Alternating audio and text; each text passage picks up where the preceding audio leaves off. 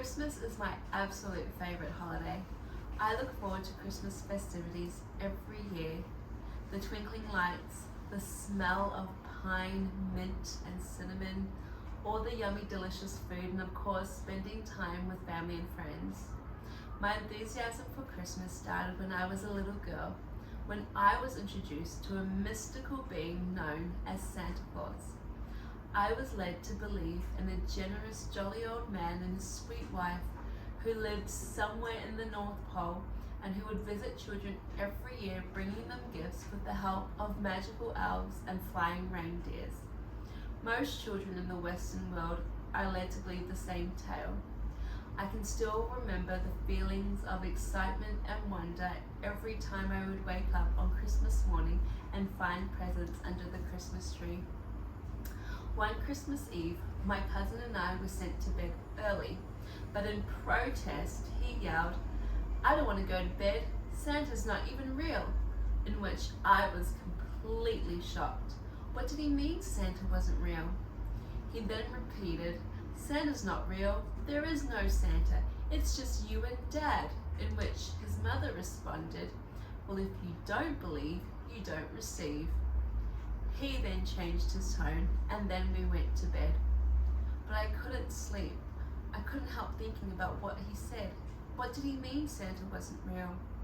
I lay awake wondering if Santa was real, and if he wasn't real, did that mean that I would have presents in the morning? But to my joy, there were presents in the morning of Christmas. But over the next few years, I couldn't help but be suspicious, tormented with the possibility that he wasn't real. And then over time, little things would become more apparent, like how Santa mysteriously had the same wrapping paper as Kmart. And then of course there were my dad's family who didn't practice the tradition, and so every year they would make fun of my siblings and I for believing in Santa.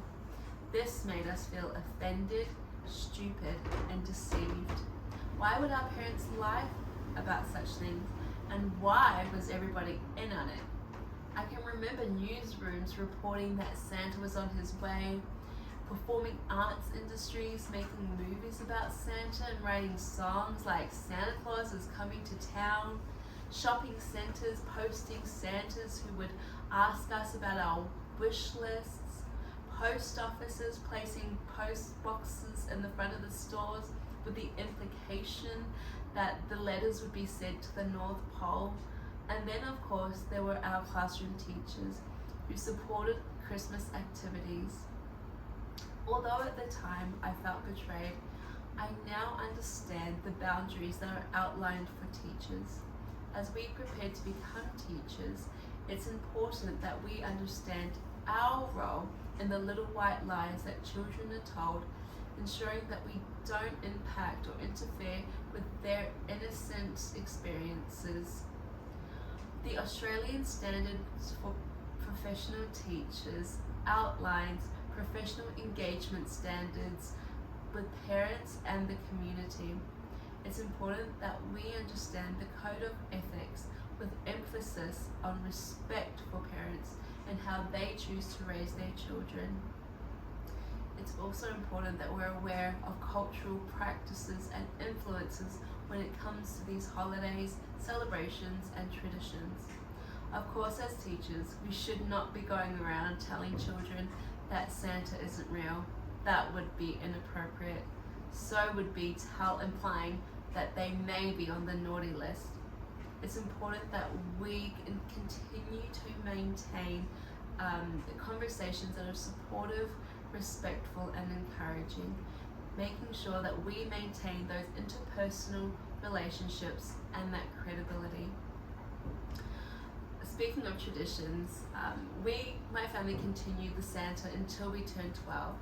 The following year, my mother and I went shopping, in which my mother looked at me and she asked, "You know Santa's not real, right?" In which I responded, "Yes." We continued to look for Christmas presents for my siblings from Santa, in which that was the first year I realized that I was a part of the lie. But I absolutely loved it. For 16 years, I enjoyed helping my mum play Santa until my brother welcomed 3 beautiful children into the world, and now I am able to help him and his wife maintain those Christmas traditions. I enjoy seeing their faces light up every morning to find presents underneath the Christmas tree.